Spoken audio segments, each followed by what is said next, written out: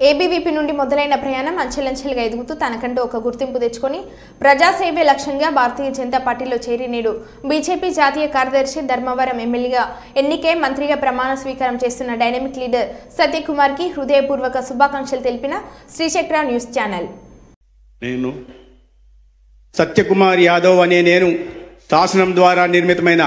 భారత రాజ్యాంగం పట్ల నిజమైన విశ్వాసం విధేయత చూపుతానని, భారతదేశ సార్వభౌమాధికారాన్ని సమగ్రతను కాపాడుతానని,